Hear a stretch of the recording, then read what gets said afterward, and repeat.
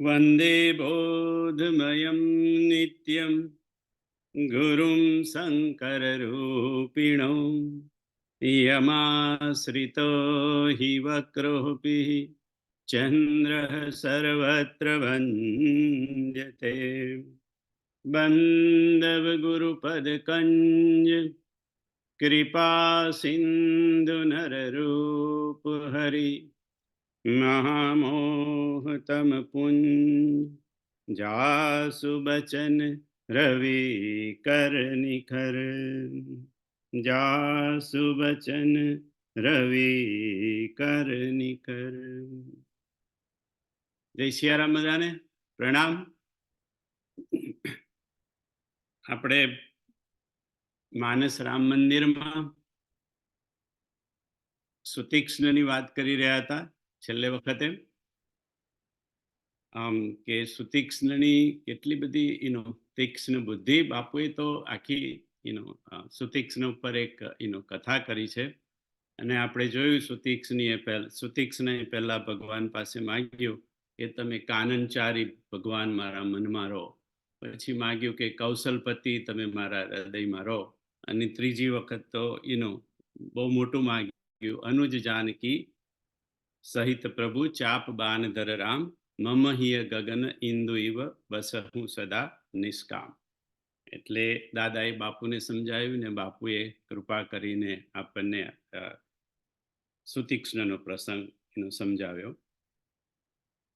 આગળ બાપુએ કીધું કે આપણો સંવાદ એ પુણ્ય છે. સંવાદ એ પુણ્ય છે અને વિવાદ એ પાપ છે. હવે આપણે વિવાદ કરીએ, વિવાદ એટલે આપણે આર્ગ્યુમેન્ટ, એટલે આપણે વિવાદ કરીએ તો આપણને તો ક્યારેય એવું લાગતું નથી કે આપણે પાપ કરીએ છીએ. પણ બાપુ કે સંવાદ એ પુણ્ય છે અને વિવાદ એ પાપ છે. એટલે કોઈ પણ જગ્યાએ આપણે વાતો થતી હોય તો વાતો આપણી સંવાદના રૂપમાં હોવી જોઈએ, વિવાદના રૂપમાં નહીં. અને બાપુએ તો કહ્યું નથી રામ મંદિરમાં કે આ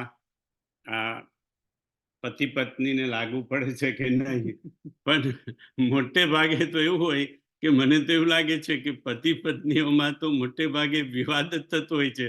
સંવાદ તો કોઈક નસીબદારના ઘરોમાં સંવાદ થતા હશે. કારણ કે આપણે બેવ જણે એકબીજાએ નક્કી જ કરી દીધું હોય કે એ જે કંઈ કે એના કરતા વિરુદ્ધ જ કહેવાય. નક્કી જ કરેલું હોય, આ કે આમ છે તો કે ના, આ કે તો આમ છે. એટલે પછી ઘરમાં સંવાદ નથી થતા, વિવાદ થઈ જાય છે. અને વિવાદને બાપુએ પાપ કીધું. આપણે વિવાદને કદાચ ખોટો બકવાસ કહીએ, વેસ્ટ ઓફ ટાઈમ કહીએ, પણ આપણે વિવાદને પાપ તરીકે નથી જોતા. પણ બાપુ કે વિવાદ એ ખરેખર એક પાપ છે. સ્વીકાર એ પુણ્ય છે અને અસ્વીકાર કે તિરસ્કાર એ પાપ છે. એટલે કે દરેક વસ્તુનું એમ કે જ્યાં સુધી બને ત્યાં સુધી સ્વીકાર કરી લેવો. એટલે બાપુ કે અપનાવી લેવું નહીં. સ્વીકાર કરવો, આપણે સ્વીકારનો એક અર્થ અપનાવવાનું પણ થાય. સ્વીકાર એમ કે કોઈની પાસેથી આપણે લઈ લઈએ તો કે ભાઈ સ્વીકાર કરી લીધો, પણ સ્વીકાર કર્યો એટલે બાપુ કે ખાલી અપનાવવાનું કે લઈ લેવાનું એવું નહીં. સ્વીકાર કર્યો એટલે એમ કે તમારા મન સાથે એક સમાધાન કર્યું, એનું નામ પણ એમ કે સ્વીકાર. કોઈ કંઈ કીધું, કોઈ કંઈ બોલ્યું તો પછી હશે ભલે, જરીને છોડી દેવાનું. છોડવાનું નામ પણ સ્વીકાર, એટલે લેવાનું નામ પણ સ્વીકાર છોડભાઈ, અને છોડી દેવાનું નામ પણ સ્વીકાર. મને તો એવું લાગે છે કે સદગુરુ સમજાવી શકે કે લેવું એને સ્વીકાર કહેવાય અને લેટ ગો, છોડી દેવું એને પણ એમ કે સ્વીકાર કહેવાય. એ મનથી કરેલો આપણો સ્વીકાર કહેવાય. તો આપણે વાદ વિવાદમાં બાપુ કહે છે કે આપણી જિંદગી આપણી જતી રહેશે અને આપણા હાથમાં કંઈ ના. વાદ વિવાદમાં શું, આપણે જીતવું જ હોય. આપણે જે કહીએ ને, જે આપણો પોઈન્ટ હોય ને, એ પોઈન્ટ પર આપણે જીતવું હોય. બાપુ કે પણ એ જીતવાથી તમને મળે શું? તમારો ઈગો મોટો થાય. અને ઈગો મોટો થાય એ સારી વસ્તુ છે કે ખરાબ, એ તમે જાતે નક્કી કરો. આપણને આનંદ તો થઈ જાય કે આઈ વોન ધ આર્ગ્યુમેન્ટ, પણ એ આર્ગ્યુમેન્ટ વિન કરવાથી તમને ફાયદો થયો કે તમને લાંબા ગાળે નુકસાન થયું, તમારો ઈગો મોટો થયો કે સેટિસ્ફાઈડ થયો, એ સારી વસ્તુ થઈ કે ખોટી વસ્તુ થઈ, એ આપણે બાપુ કે આપણે નક્કી કરવાનું. એટલે આ બધું શીખવા માટે બાપુ કહે છે કે કથા છોડવી નહીં.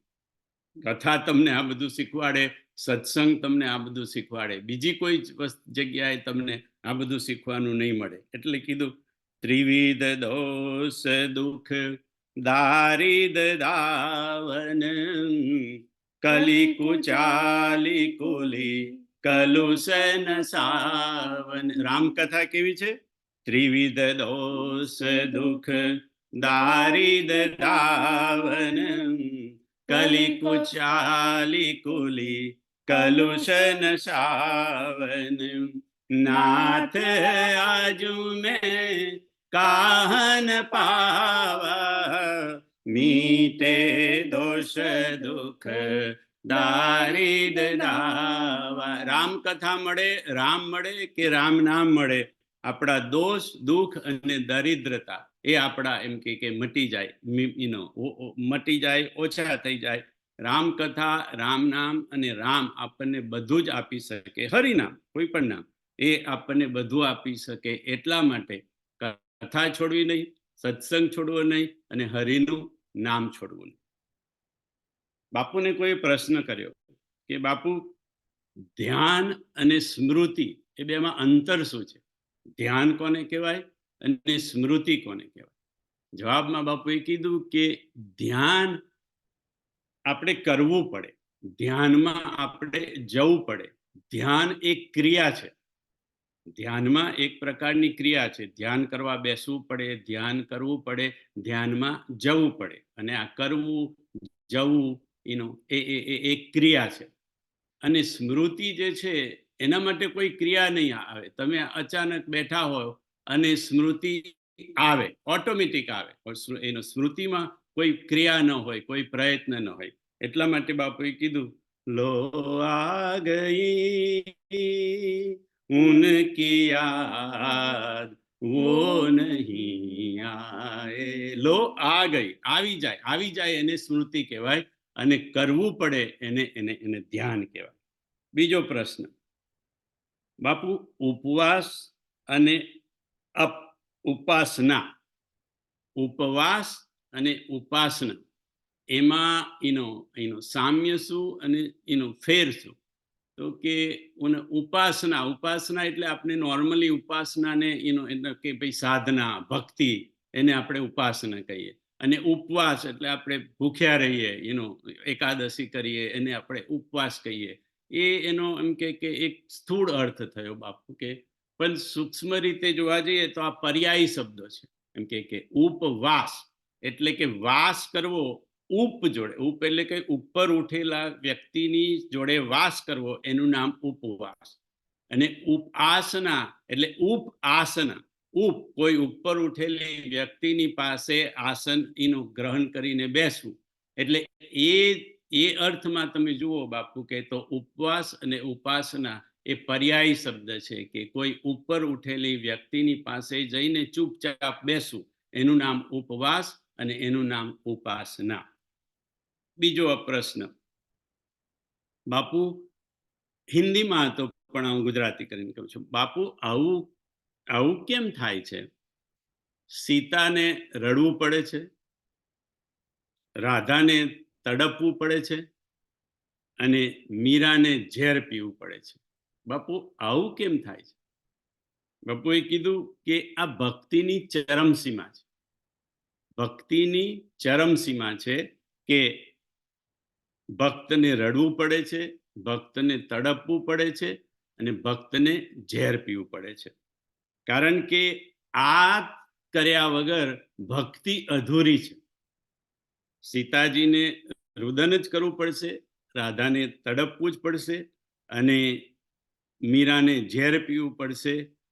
તો જ સીતાને સત્યરૂપી રામ મળે, રાધાને પ્રેમરૂપી કૃષ્ણ મળે અને મીરાને પ્રેમરૂપી કૃષ્ણ મળે અને એમ કે પાર્વતીને એમ કે વિષ પીનાર એમ કે શિવરૂપી કરુણારૂપી શિવ મળે. માટે જ્યાં સુધી આપણે આ પરિસ્થિતિમાંથી પસાર ન થઈએ ત્યાં સુધી સમજવું કે આપણી ભક્તિ હજી પાકી નથી. જ્યાં સુધી આપણે રુદન ન કરવું પડે, જ્યાં સુધી તડપન આપણામાં આવે નહીં, અને જ્યાં સુધી આપણે વિષ ના પીવું પડે. વિષ પીવું પડે એટલે બાપુ કે આપણે કઈ ઝેર પીવાનું નથી, આપણી તાકાત પણ નથી એમ કે, પણ વિષમ પરિસ્થિતિઓનો સામનો કરવો એનું નામ વિષ પીવું. વિષમ અને વિષમ પરિસ્થિતિ તો આપણને બધાને રોજ આવે જ છે આપણા જીવનની અંદર, રોજ એટલે વારે ઘડીએ આપણા જીવનમાં આવતી જ હોય છે. એ વિષમ પરિસ્થિતિઓને એમ કે પી જવી એટલે કે એનો મુકાબલો કરવો, એનો સારામાં સારી રીતે, એનું નામ એમ કે વિષ પીવું. અને જ્યાં સુધી આપણે આ બધી કસોટીમાંથી પસાર ન થઈએ ત્યાં સુધી સમજવું કે હજી આપણી ભક્તિ પાકી જ નથી. કારણ કે ભક્તિ પાકી ત્યારે કહેવાય જ્યારે આ બધામાંથી આપણે પસાર થઈએ તો. અને એવું જ હોય ને, ભક્તિ રૂપી ડિગ્રી પ્રાપ્ત કરવી હોય બાપુ, ભક્તિ રૂપી ડિગ્રી પ્રાપ્ત કરવી હોય તો પરીક્ષામાં તો બેસવું પડે ને. ડિગ્રી મેળવવી હોય તો પરીક્ષામાં બેસવું ને પરીક્ષામાં પાસ થવું પડે, બેસવું પડે અને પાસય થવું પડે. તો એમ કે જ્યાં સુધી આપણે આ બધામાંથી પસાર ન થઈએ અને એમાં પાસ ન થઈએ ત્યાં સુધી સમજવું કે આપણી ભક્તિની હજી પરાકાષ્ઠા પહોંચી નથી, આપણને ભક્તિ હજી પ્રાપ્ત થઈ નથી. સીતાજીએ કેટલું કેટલું સહન કર્યું. અને સીતાજીના પ્રસંગ પરથી બાપુએ એક વાલ્મીકીજીનો પ્રસંગ કીધો કે સીતાજી પ્રેગ્નન્ટ હતા, સગર્ભા હતા. અને એ વખતે અયોધ્યામાં એક ચિત્રશાળા, કોઈકે ચિત્રકારે એક ચિત્રશાળાનું સર્જન કર્યું હતું. અને એના લોકો બહુ વખાણ કરતા. એટલે સીતા માતાને થયું કે હું એ ચિત્રશાળા જોઈ આવું. એટલે રામજીને પૂછ્યું કે હું ચિત્રશાળા જોવા જાઉં?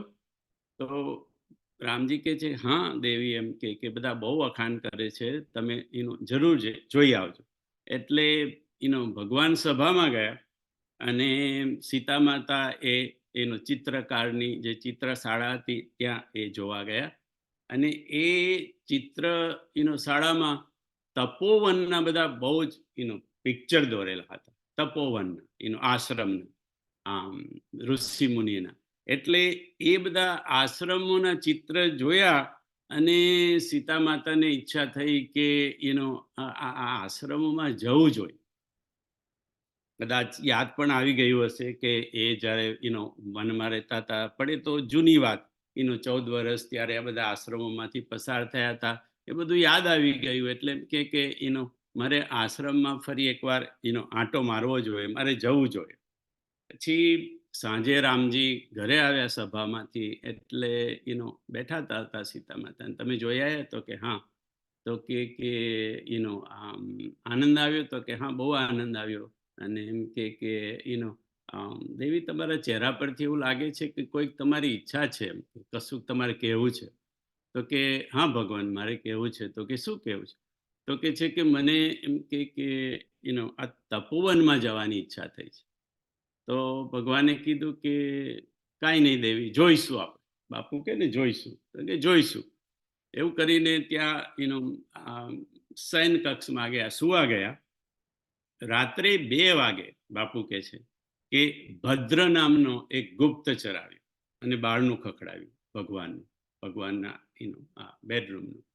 એટલે ભગવાનને ખબર પડી ગઈ કે કોઈક બહુ અગત્યનું કામ હશે, ઇમરજન્સી હશે, નહીં તો કોઈ મારું બારણું રાત્રે 2 વાગે ખખડાવે નહીં. એટલે ખોલ્યું ભગવાને બારણું અને ગયા ત્યાં. ભદ્રએ ભગવાનને જરા સાઈડમાં બહાર બોલાવ્યા ઓસરીમાં અને કીધું કે એમને બોલવું હતું પણ ભદ્ર બોલી નતો શકતો. ભગવાને કીધું, શું છે ભાઈ, તું તારો ચહેરો બહુ ઉદાસ લાગે છે. એમ કે તો કે ભગવાન, એક સમાચાર આપવા છે પણ મારાથી બોલી શકાતું નથી. તો કે નહીં, તું કે, એમ કે કોઈ સંકોચ ના કરીશ, જે હોય એ, તારું કામ ગુપ્તચરનું છે, તું જે કઈ સમાચાર લાયો હોય તેમ કે. તો કે ભગવાન, સીતાજી વિશે બાપુએ તો થોડું લાંબુ કર્યું હતું, થોડું ટૂંકમાં ટ્રાય કર્યું. સીતાજી વિશે લોકો વાતો કરે છે, તો કે શું વાતો કરે છે? તો કે છે કે આ એમ કે રાવણને ત્યાં આટલો બધો લાંબો સમય સુધી લંકામાં રહ્યા, એના વિશે લોકોમાં ચર્ચા થાય છે, અને એ સમાચાર મારે તમને આપવા હતા, એટલા માટે હું અહીંયા આગળ આવ્યો. એટલે રામ કે છે ભલે. ભદ્રને ભગવાને મોકલ્યો, અને ભગવાન જઈને સૂઈ ગયા. સવારે ઉઠ્યા અને ભાઈઓને બોલાવ્યા, લક્ષ્મણજીને, ભરતજીને, શત્રુઘ્નને, 3 ભાઈઓને બોલાવ્યા. અને ભગવાન સીતા માતા પણ ત્યાં હતા, ભગવાને પોતાના કક્ષમાં બોલાવ્યા એ લોકોને. અને બાપુએ કીધું કે લક્ષ્મણને પહેલી વોર્નિંગ આપી કે લક્ષ્મણ, હું જે કંઈ કહેવા જઈ રહ્યો છું, તારે એક પણ શબ્દ બોલવાનો નથી અને એક પણ પ્રશ્ન કરવાનો નથી. એટલે લક્ષ્મણજીને થયું કે ભગવાન શું કહેવાના હશે.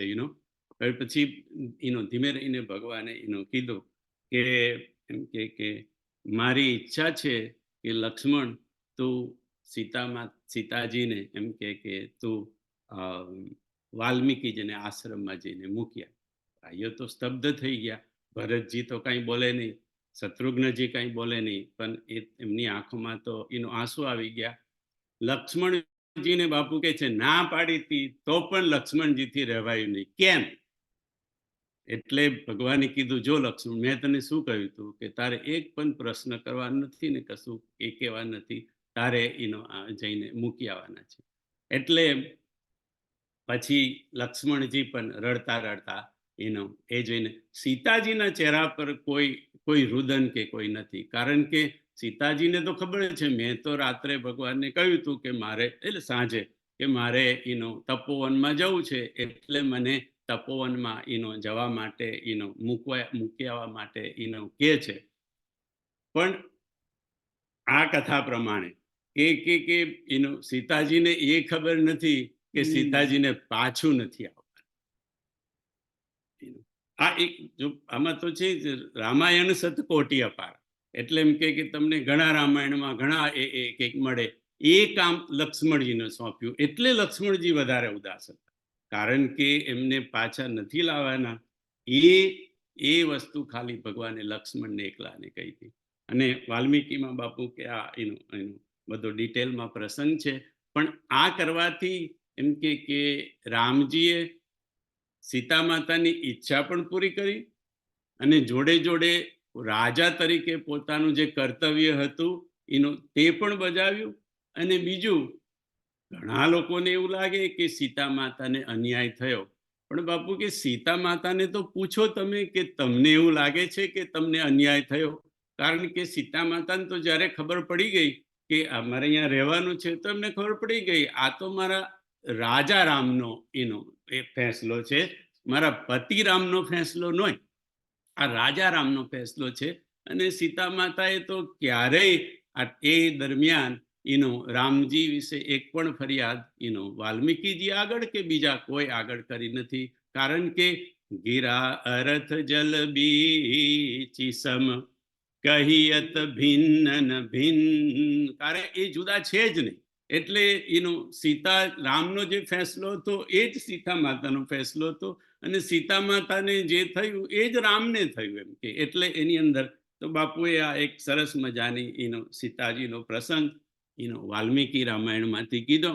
અને વાલ્મીકી રામાયણની વાત કરી એટલે બાપુને વાલ્મીકી યાદ આવ્યા હશે, એટલે વાલ્મીકીની કથા કરી કે ઉલટા નામ જપત જગ જાના, વાલ્મીકી ભય બ્રહ્મ સમાના. ઉલટા જપત જગ જાના, વાલ્મીકી ભય બ્રહ્મ સમાના. રામચરિત માનસમાં છે કે ઉલટા નામ જપત જગ જાના. આખું જગ જાણે છે કે વાલ્મીકીજીએ ઉલટા નામ રામ રામને બદલે મરા મરા કર્યું, અને છતાંય વાલ્મીકી ભય બ્રહ્મ સમાના, બ્રહ્મના લેવલ પર વાલ્મીકીજી પહોંચી ગયા, ઉલટા ઉલટા નામ મરા જપીને. તો બાપુ કે છે કે તમને એવું લાગે છે કે રામ નામ બોલવું અઘરું છે? રા અને મ કૃષ્ણ બોલવું હોય તો બાપુ કે જરા અઘરું, કે કોઈ કૃષ્ણ બોલે, કોઈ કૃષ્ણ બોલે, કોઈ કૃષ્ણ બોલે, એટલે કૃષ્ણના તો ઉચ્ચારમાં કેટલા લોકોના ફેર પડી જાય છે એમ કે. પણ રામમાં તો કોઈનો ફરક પડવાનો સવાલ જ નથી. રા અને મ રામ જ બોલવાનું એમ કે. અને એટલું એમ કે વાલ્મીકીજી બોલી ન શકે એમ કે. તો એની પાછળનું કારણ શું છે? તો બાપુએ કીધું કે વાલ્મીકીજી લૂંટારા, એ આપણે કથા જાણીએ છીએ કે વાલ્મીકીજી લૂંટારા હતા. અને બાપુએ એનું નામ પણ કીધું. એમનું નામ તે વખતે હતું વાલ્મીકી નતું, ત્યારે એમનું નામ રત્નાકર દસ્યુ.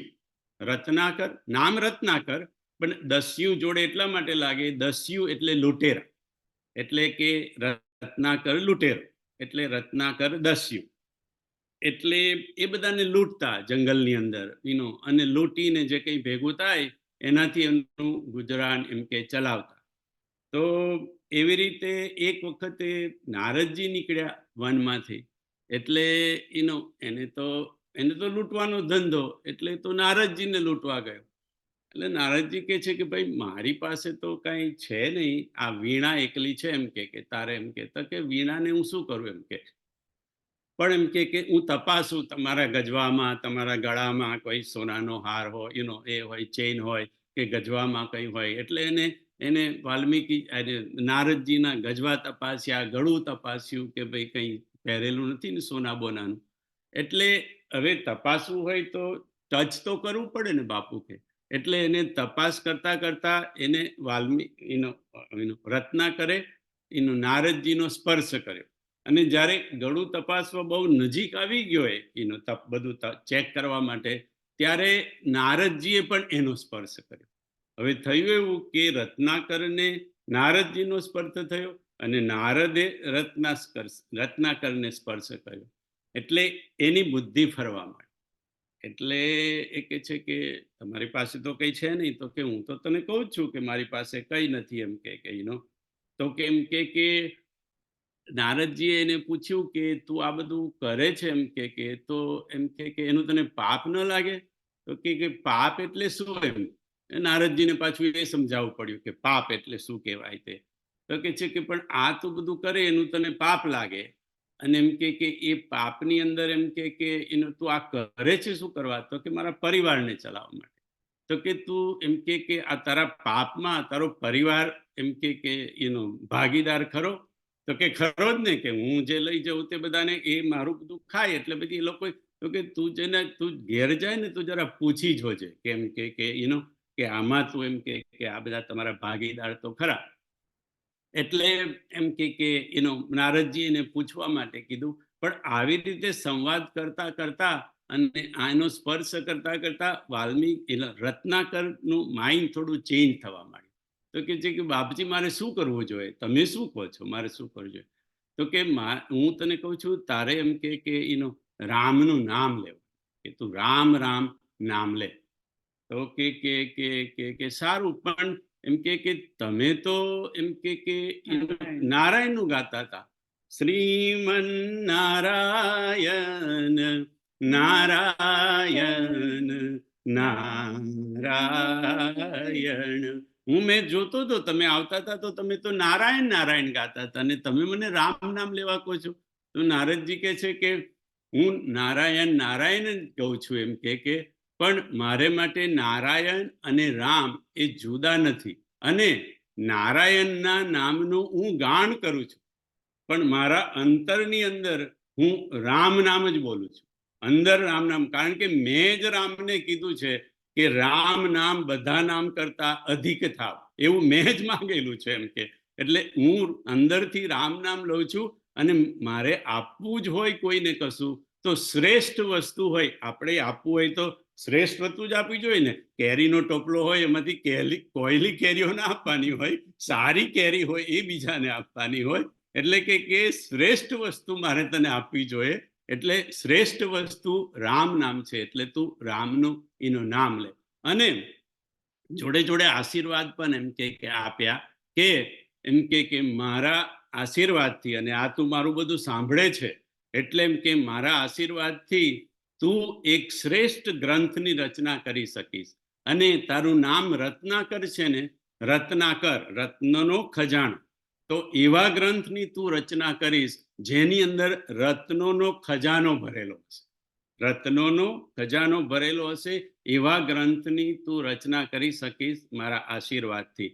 ગુપ્ત પ્રગટ જહમ જો જેહી કાનિક, એને હવે તમે વાલ્મીકી કહો કે વાલ્મીકી ભાઈ એનું તુલસી કહો, જે કહો તે, પણ એમ કે વાલ્મીકીએ રામાયણની રચના કરી, એ પણ રત્નોથી ભરેલો, અને તુલસીએ એનો રામચરિત માનસ કર્યું, એ પણ ગુપ્ત પ્રગટ જહ જો જેહી ખાન, એટલે એમ કે એ થશે. અને પછીની સ્ટોરી તો આપણે જાણીએ છીએ, બાપુ તો એમાં નથી ગયા, કે ઘરે જઈને પૂછ્યું ત્યારે પછી એની પત્નીએ કીધું, ભાઈ એ તો તારી જવાબદારી, તું કેવી રીતે લાવે, કોઈને લૂંટીને લાવે કે તું ભગવાનનું ભજન કરીને લાવે, કે શ્લોક બોલીને મંદિરમાં લાવે, અમારે તો તારા પૈસા જોડે, એટલે કે તું તારી કમાવાની ફરજ તારી, અને તું કેવી રીતે તું શું કરે એ તારી જવાબદારી.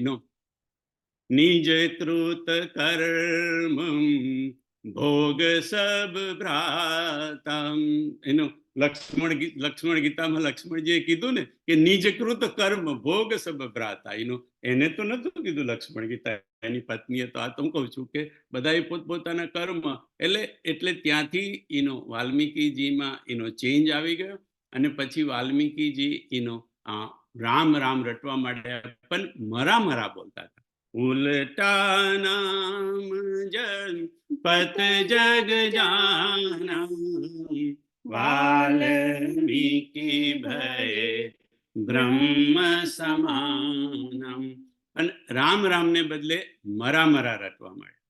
હવે આ આખી કથા બાપુએ કેમ કીધી,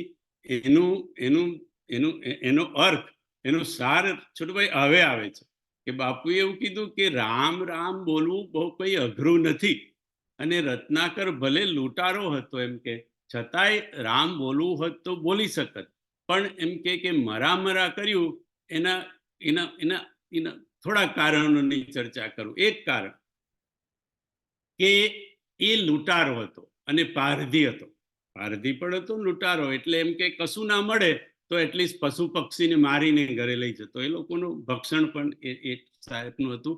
એટલે એ પશુને મારતો કે પક્ષીને મારતો તીર, એટલે પડે ને એટલે કે એ મરા અભિમરા, એ મરા, એટલે મરા બોલવાનો એને બહુ અભ્યાસ હતો એ મરા અભિમરા, એટલે મરા કરતો હતો, એટલે પેલું રામનું એને મરા થઈ ગયું, કારણ કે મરા બોલવાનો એને અભ્યાસ હતો, એટલે મરા બોલતા થઈ ગયું. બીજું, આપણે હમણાં જ કીધું કે ભાઈ એ પાપ કરતો હતો, એને તો ખબર નથી કે હું પાપ કરું છું, પણ એ પાપ કરતો હતો. એટલે બાપુ એવું કે રામ બોલવા આટલું બધું સહેલું હોવા છતાં રામ એ ન બોલી શક્યો, મરા બોલ્યો, એટલા માટે કે એને એના પાપ આડા. એટલે હરિનામ તો આપણે લેવું છે, આપણને ખબર પડી ગઈ છે કે હરિનામ તો અર્ક છે, હરિનામ એ આખા શાસ્ત્રોનો સાર છે, પણ આપણે કેમ નથી લઈ શકતા? છોડભાઈ, આપણા પાપ આડા આવે છે, પણ હવે આપણાથી તો એવું એક્સેપ્ટ થાય નહીં કે મારા હું અને પાપ, આપણે રામ નામ હરિનું નામ લેવું છે, બધાને ખબર છે કે હરિનું નામ લેવું જોઈએ, આપણને એકદમ ખાતરી પણ થઈ ગઈ છે સત્સંગ કરીને, કથા સાંભળીને, પણ આપણે લઈ કેમ નથી શકતા અને લઈ શકતા એટલે આપણે બધા કામ હોય એ તો બરાબર, પણ રસોઈ કરતા પણ કરી શકીએ છીએ, ગાડી ચલાવતા કરી શકીએ છીએ, રાત્રે સુવા જઈએ એવું બાપુએ કીધું છે, તોય ઘણી વાર લેવાય છે ને નથી લેવાતું. કેમ નથી લેવાતું? બાપુ કે આપણા પાપ આડા આવે છે. આપણે ખબર છે કે આપણે દાન કરવું જોઈએ, દાન કરવું છે, દાન કરવાની ઈચ્છા છે, કેમ નથી કરી શકતા? આપણા પાપ આડા આવે છે. આપણે ક્રોધ ન કરવો જોઈએ, લોભ ન કરવો જોઈએ, આ બધી જ આપણને ખબર છે બાપુ કે કેમ નથી કરી શકતા? કારણ કે આપણા પાપ આડા આવે છે. પણ બાપુ કે પાપ આડા આવે તો આડા આવે, ભલે આડા આવે તો આવે, પણ કથા નહીં છોડવાની, સત્સંગ નહીં છોડવાનો. કારણ કે આને દૂર કોણ કરશે? એ કથા અને સત્સંગ જ ને હરિનું નામ જ એને દૂર કરશે. એટલે ભલે આડા આવે તો આડા આવે, પણ આપણે આપણું આ સત્સંગ, કથા, આપણો પાઠ, જે બધું આપણે જે કરીએ છીએ ચાલ, કારણ કે એ આપણા ધીરે ધીરે ધીરે એમ કે બધા આપણા પાપોને ઓછા કરશે. માટે તમે કથા છોડશો નહીં, ભજન છોડશો નહીં, સત્સંગ છોડશો નહીં. ક્યારે ને ક્યારે આપણી આ ઘટના ઘટશે. મને હજી બરાબર યાદ છે, મેં વર્ષ પહેલા નરેશભાઈને ત્યાં ભેગા થયા હતા, અને એક બધાને અમે એવું નક્કી કર્યું હતું, બધાએ 2-2 મિનિટ કંઈ બોલવાનું. અમે બધા 15-20-25 જણ હતા, અને એમ કીધું બધાએ 2-2 મિનિટ કાંઈ ને કાંઈ કહેવાનું. એટલે બધા પોતપોતાની રીતે કહેતા હતા. તેમાં એક દીકરી બોલી કે મારે આ કરવું છે, મારે તે, એટલે બધું સત્કર્મ, મારે આ સત્કર્મ કરવું છે, મારે આ કરવું છે એમ કે. પણ મને સમજણ નથી પડતી કે મારાથી કેમ થતું નથી. અને રડી, છોટુભાઈ લીસર રડી કે મને ખરેખર કરવું છે, એવું નહીં કે ખાલી હું વાતો કરું છું, મને કરવું છે એમ કે. પણ એમ કે મને દુઃખ પણ એટલે થાય છે કે મારાથી નથી થતું, અને કેમ નથી થતું એવું કરીને. હવે ત્યારે તો મારી પાસે જવાબ નતો, ને જવાબ હોત તોય કંઈ આપણાથી કોઈને એવું થોડું કહેવાય. આ તો હવે જાહેરમાં કહીએ તો બરાબર કે ભાઈ આપણે કરવું છે તો બધું બહુ કરવું છે. આ બધું સત્કર્મ કરવા છે, દાન કરવું છે, હરિનું નામ લેવું છે, ભજન કરવું છે. પણ કેમ નથી થતું? કારણ કે આપણા પાપ આપણને આડા આવે છે. પણ એ આપણાથી એક્સેપ્ટ તો થાય નહીં કે હું ને પાપ તો કંઈ હોય. હું તો પુણ્યનો ખજાનો, અને પાપ ક્યાં આગળ. પણ બાપુ કે કાંઈ નહીં હોય, પણ ભલે આડા આવે, કથા છોડવી નહીં, સત્સંગ છોડવો નહીં, અને ભજન છોડવો નહીં. એટલે આ આખો વાલ્મીકીજીનો પ્રસંગ બાપુએ આટલા માટે જ એનો કહેવો હતો કે એ રામ નામ એટલા માટે ના લઈ શક્યા કે એમને પાપ આડા આવ્યા. પણ જ્યારે બધા પાપ નીકળી ગયા, ત્યારે એ જ રત્નાકર એ વાલ્મીકી થયા, અને એ જ રત્નાકર વાલ્મીકીજીએ પછી રામાયણ જેવા મહાન ગ્રંથની, રત્નોથી ભરેલા ગ્રંથની એમ કે એનો રચના કરી. 5મા દિવસમાં જઈએ આપણે. માનસ રામ મંદિર. અયોધ્યાના એક સાધુએ બાપુને એનો પ્રશ્ન કર્યો, બાપુ આપે રામ મંદિર માટે ભવ્ય, દિવ્ય અને સેવ્ય, પહેલે દિવસે આપણે ચર્ચા એનો બાપુએ કરી હતી કથાના, કે ભવ્ય કોને કહેવાય, દિવ્ય કોને કહેવાય, અને સેવ્ય કોને કહેવાય. બાપુ તમે ભવ્ય, દિવ્ય અને સેવ્યનો પ્રયોગ કર્યો, એને જરા થોડુંક વધારે સમજાવશો. અને રામ મંદિર એટલે આપનો અર્થ શું છે? આપ રામ મંદિર કોને કહો છો?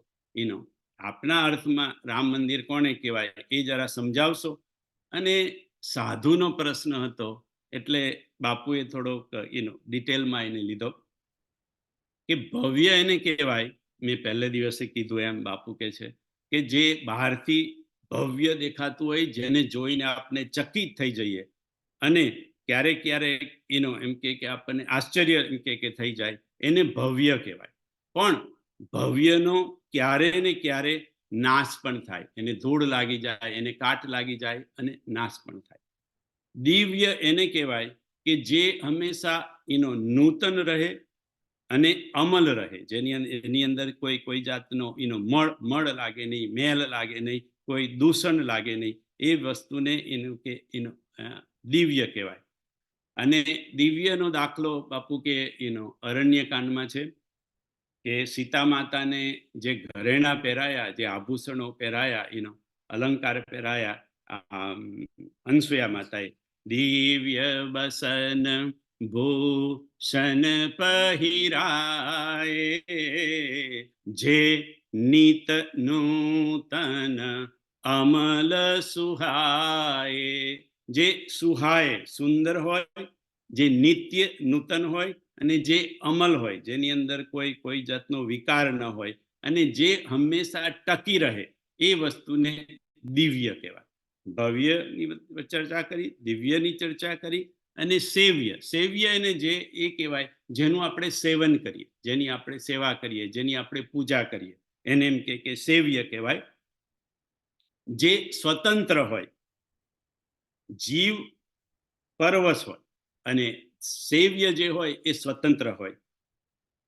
પરબસ જીવ સ્વબસ ભગવંતા, જીવ અનેક એક શ્રીકંતા. સેવ્ય એને કહેવાય કે જે સ્વબસ હોય, સ્વતંત્ર હોય, પોતાના વશમાં હોય, બીજાના વશમાં નહીં. એમ કે અને જેનું આપણે સેવન કરીએ, જેની આપણે સેવા કરીએ, જેની પૂજા કરીએ, એને સેવ્ય કહેવાય. અને એવી જે કોઈક સેવ્ય વ્યક્તિ આપણા જીવનમાં હોય, એટલે સેવ્ય ઈશ્વર તરીકે હોય તો હવે આપણે ઈશ્વર સુધી તો ના પહોંચી શકીએ, પણ આપણા કોઈ સંત કોઈ હોય, કોઈ સદગુરુ હોય, કોઈ ગુરુ હોય કે જેને આપણે સેવ્ય માનતા હોય, એવી કોઈ જો સેવ્ય વ્યક્તિ આપણા જીવનમાં હોય તો બાપુ કે એ વ્યક્તિના સંકેતો આપણે સમજવા જોઈએ. એટલે બાપુએ સંકેતની વાત કરી કે આવી જે વ્યક્તિ હોય, સંત, સાધુ પુરુષ, ગુરુ કે બુદ્ધ પુરુષ, એને વ્યાખ્યા ન કરવી, બહુ લાંબુ ન કરવું હોય, પણ એને કરવું પડે એટલા માટે કરવું પડે છે કારણ કે એના સંકેતો આપણે સમજતા નથી. બુદ્ધ પુરુષના, સદગુરુના, સાધુઓના સંકેતો આપણે સમજતા નથી, એટલે બુદ્ધ પુરુષે આ બધું ડિટેલમાં કહેવું પડે છે. જો આપણે સંકેતો સમજતા થઈ જઈએ તો આગળ કાંઈ કરવું ના પડે, પણ આપણે સંકેતો નથી સમજતા એટલે એ લોકોને સૂત્ર આપવા પડે છે. સૂત્ર એટલે ટૂંકમાં જે આપણને કીધું એને સૂત્ર કહેવાય. કોઈ પણ એક નાની અમથા થોડાક શબ્દોમાં જે વાતને કહી દે એને સૂત્ર કહેવાય. તો સંકેત આપણે ન સમજીએ તો બુદ્ધ પુરુષ આપણને સૂત્ર આપે, અને પછી આપણે તો સંકેતોય નહીં સમજતા, સૂત્રમાંય નથી સમજતા, એટલે પછી બુદ્ધ પુરુષે લાંબી વ્યાખ્યા કરીને આપણને એમ કે એનું સમજાવવું પડે છે. મને દાદાએ મારા બાળપણની અંદર એમ કે દાદાએ મને થોડાક એમ કે સંકેતો સમજાવ્યા મને ગીતાના ન્યાય. એની હું તમને તમારી જોડે આજે ચર્ચા કરું.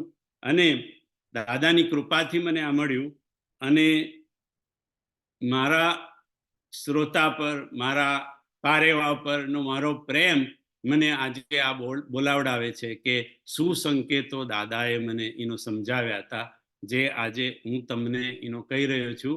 અને જો તમને યોગ્ય લાગે તો તમે પણ આની પર થોડો પ્રયત્ન કરજો. ગીતામાં તો બાપુ કે 700 શ્લોક છે એમ કે, પણ એ આખું બધું જ સમજાઈ જાય તો બહુ સારું, પણ ન સમજાય બધું આખું તો આ 5 વસ્તુ જે મેં દાદાની કૃપાથી પકડ્યું છે એ હું આજે તમને સમજાવું. 5 વસ્તુ છે એમ કે 5 સંકેત ગીતામાંથી મેં લીધા. પહેલો સંકેતની વાત કીધી, પહેલો ને બીજો બે ભેગા છે. એમાં કીધું જ્ઞેય સ નિત્ય સંન્યાસી યો ન દ્વેષતી ન કાંક્ષતી. જ્ઞેય સ નિત્ય સંન્યાસી યો ન દ્વેષતી ન કાંક્ષતી. અને બાપુએ એનો અર્થ કર્યો કે દાદાએ કીધું કે બેટા, સંન્યાસી થવાની જરૂર નથી, ઘર છોડવાની અને જંગલમાં જવાની જરૂર નથી, પણ યો ન દ્વેષતી, દ્વેષ છોડી દે, તારામાં રહેલો દ્વેષ. અને બાપુ કે મેં થોડોક એનો વિસ્તાર કર્યો કે દ્વેષનું પરિવારમાં 3 વસ્તુ આવે, કે ઈર્ષા, દ્વેષ અને નિંદા. બરાબર, આ દ્વેષનો પરિવાર છે એમ કે. પણ આ 3માં સૌથી વધારે ખરાબ હોય તો છોડવાય દ્વેષ છે. ઈર્ષા તો ખરાબ છે જ, નિંદા પણ ખરાબ છે. હવે ઉત્તરકાંડમાં તો કાગભૂષુંડીએ કીધું કે પરનિંદાસમ અઘન ગરીસા, એટલે કે પરનિંદા જેવું કોઈ પાપ નથી. એ બરાબર છે, કાગભૂષુંડીની વાત પણ કે પાપમાં સૌથી મોટું પાપ પરનિંદા જેવું છે, કારણ કે જે મોડે આપણે નિંદા કરીએ છીએ એ જ મોડાથી આપણે વખાણ કરવા પડશે, એટલે એમને મોટું પાપ છે.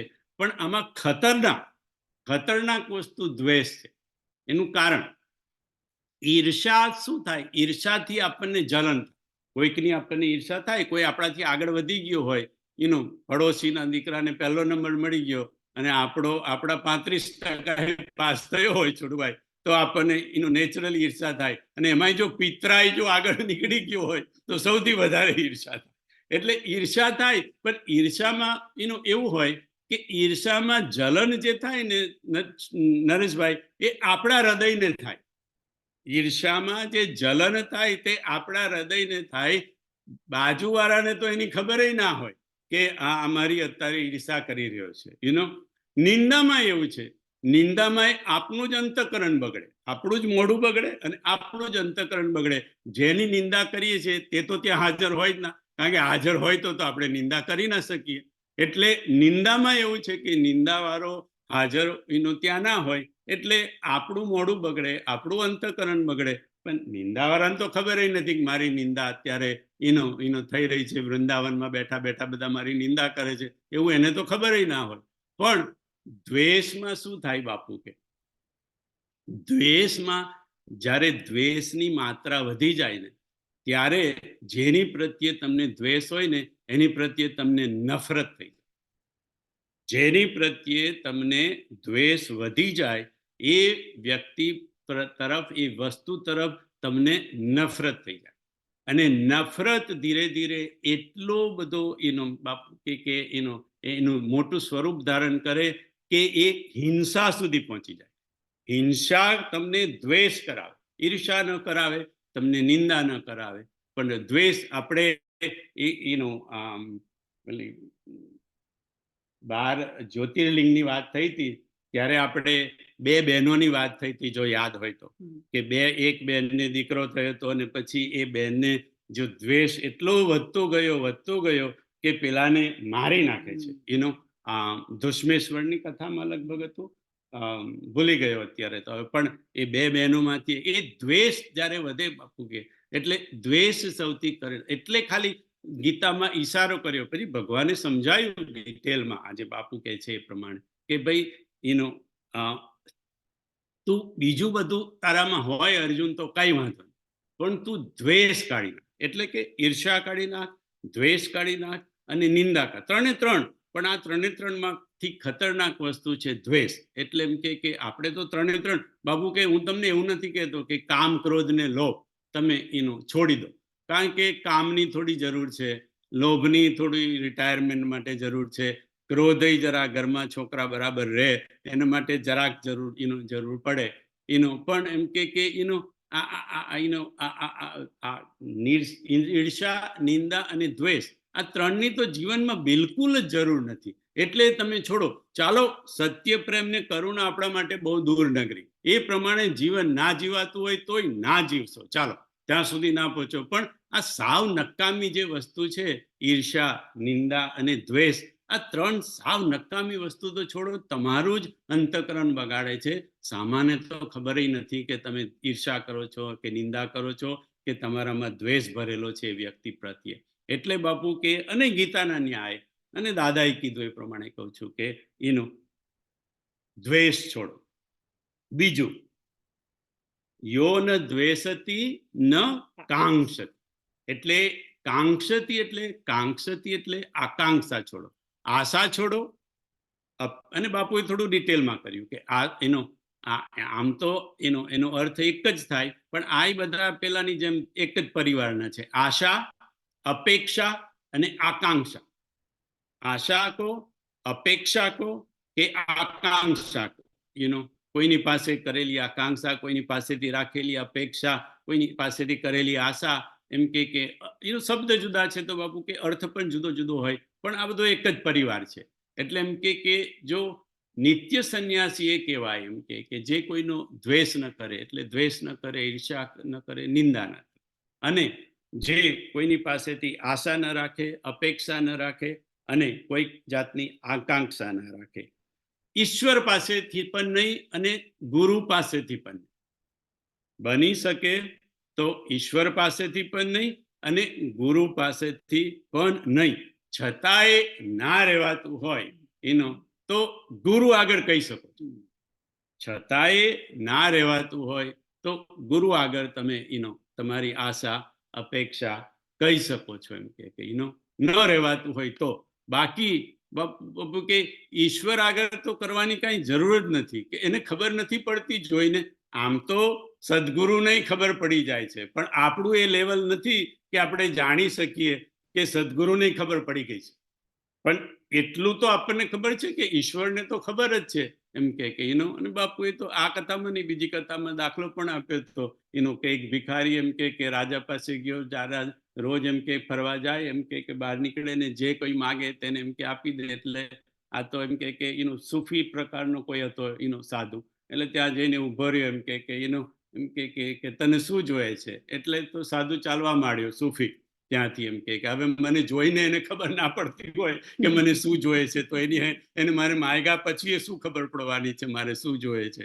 એટલે એમ કે ઈશ્વરને ખબર ના પડી જાય કે આપણને શું જોઈએ છે, એમ કે સદગુરુને ના પડી જાય. હા, એક વસ્તુ જરૂર, એમ કે આપણી આશા પૂરી કરવા, આપણી અપેક્ષાઓ પૂરી કરવા અને આપણી આકાંક્ષા, મહત્વાકાંક્ષાઓ જે કંઈ હોય, હું આ થઉં તે થઈ, એ પૂરી કરવા માટે આપણે પુરુષાર્થ કરવાનો. પણ બીજા પાસે ન આશા રાખવાની, બીજા પાસે ન અપેક્ષા રાખવાની, કે બીજા પાસે ન આકાંક્ષા. કારણ કે પુરુષાર્થ આપણે કંઈક તો કરવું જ પડશે ને બાપુ. કે ગીતામાં આ જ સમજાવેલું છે કે તારો કર્મણીય અધિકાર હશે, તારો અધિકાર ખાલી કર્મમાં છે, ફળ તો હું નક્કી કરીશ. ભગવાન કે કૃષ્ણ કે તારા જૂના બધા એનો પાપ ને પુણ્યનો સરવાળો કરી પ્રારબ્ધ પ્રમાણે હું નક્કી કરીશ કે તને શું ફળ મળે, પણ તારે પુરુષાર્થ તો કરવો પડે. એટલે બાપુ કે આપણી આશાઓ પૂરી કરવા, આપણી ઈચ્છાઓ પૂરી કરવા, આપણે જે કંઈ પુરુષાર્થ કરવાનો હોય એ આપણે પુરુષાર્થ કરી લેવાનો. પણ પછી જે ફળ મળે તે ફળ આપણે એમ કે એક્સેપ્ટ કરી લેવાનું. કારણ કે એમ કે ભગવાને આપણા બધી વસ્તુનો એમ કે પ્રારબ્ધનો બધો સરવાળો કરી અને આપણને એનો નક્કી કર્યું છે. એટલે આટલી કથા સાંભળ્યા પછી, આટલો સત્સંગ કર્યા પછી, આટલું ભજન કર્યા પછી આપણી વાત કેમ બનતી નથી? આપણી ગાડી કેમ આગળ ચાલતી નથી? આપણે કેમ જ્યાં છીએ ત્યાંના ત્યાં છે, એમ કે કારણ કે બાપુ કે આપણા પાત્રમાં કાણા છે. અને પાત્રમાં કાણા કયા છે? તો કે એક ઈર્ષાનું કાણું છે, એક નિંદાનું કાણું છે, એક દ્વેષનું કાણું છે, અને એક કામનું, ક્રોધનું, લોભ. એ તો બીજા બધા ઘણા બધા, પણ આ તો બાપુ કે આ બધા મોટા મોટા કાણા છે. આ બધા કાણા એમ કે જ્યાં સુધી આપણે સરખું કરીએ નહીં ત્યાં સુધી સદગુરુ તો પીરસતો જ હોય છે, એની કૃપાનો પ્રસાદ. પણ આપણા પાત્ર એમાં આ બધા કાણા પડેલા છે, એમ કે આ કાણા લીધે. અને બાપુ કે બીજા બધા કાણા ન પુરાય તો કઈ વાંધો નહીં, પણ આ 3 કાણા તો ભરો. ઈર્ષાનું કાણું ભરો, નિંદાનું કાણું ભરો અને દ્વેષનું કાણું ભરો. અબ ના બની તો फिर ना बनेगी, अब ना बनी तो फिर ना बनेगी, जननी तेरी तुझे फिर ना जनेगी, अब ना बनी तो फिर ना बनेगी. આ કથામાં તો નહીં કીધું બાપુએ, પણ એક બીજી કથામાં કીધું તું છોટભાઈ, સૌથી મોટો ઘાટો તો એ થાય કે જનની તેરી ફિર તુજે ના જનેગી. બાપુ કે આ તો બહુ મોટો ઘાટો. મારે તો મારી માના કોખે જ ભગવાનને પ્રાર્થના કરવી છે કે આજ માં મને એમ કે સાવિત્રી માના કોઠે જ મારે જન્મ લેવો છે, જો ભગવાન તારે ઘેર જો વ્યવસ્થા હોય તો. બસ એમ કે એટલે આ ભજનમાં આ લીટી તો એમ કે આંખ ઉગાડનારી છે કે જનની તેરી ફિર તુજે, કે આવાને જન્મ આપીને મારે શું ફાયદો? કે જેને આટલું મળ્યું તું, આટલું આપેલું હતું, મેં એને જન્મ આપ્યો, મેં એને ઉછેર્યો, મેં એને સંસ્કાર આપ્યા, અને એની પાસે આપણી અત્યારે દશા જુઓ બધાની. આપણે આ જેટલા સત્સંગ સાંભળતા છે એટલા આપણી પાસે શું નથી?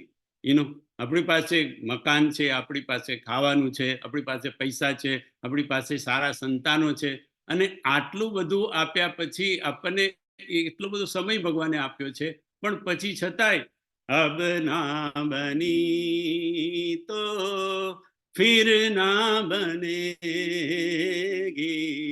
અબ ના બની તો ફિર ના બનેગી. અને આ બનાવવા માટે થોડોક પુરુષાર્થ કરવો પડશે. બાપુનું કહેવું આટલું હતું કે આ બનાવવા માટે આપણે થોડો પુરુષાર્થ, પ્રારબ્ધ તો પ્રારબ્ધનું કામ કરશે, ઈશ્વર ઈશ્વરનું કામ કરશે, સદગુરુ સદગુરુનું એનો કૃપા વરસાવશે, પણ આપણે થોડું કરવું પડશે. કશું ના કરીએ તોય આપણા પાત્રમાં રહેલા આ બધા કાણા, પહેલા તો કાના ખોળવા પડશે કે ભાઈ આ કાના છે કે નહીં. આપણને તો એ ખબર નથી છોટુભાઈ કે આપણા પાત્રમાં આ બધા કાણા છે, કારણ કે આપણને તો મેં એમને કીધું કે હું એટલે તો હું, મારી જેવી કૃતિ તો બ્રહ્માએ ક્યારેય બનાવી જ નથી, એમ કે એનો એટલે આપણને ક્યાંથી દેખાય કે આપણે ક્યારેય બેઠા નહીં, ક્યારેય વિચાર કર્યો નહીં.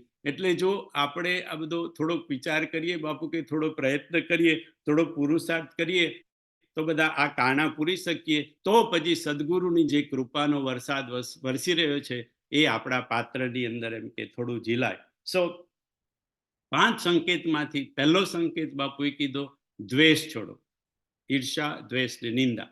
બીજો સંકેત બાપુએ કીધો, મેં ગીતામાંથી દાદા દ્વારા મેં પકડ્યો કે આશા છોડો, અપેક્ષા છોડો અને આકાંક્ષા છોડો. ત્રીજો, સર્વધર્માન પરિત્યજ્ય મામેકમ શરણમ વ્રજ. ત્રીજું મેં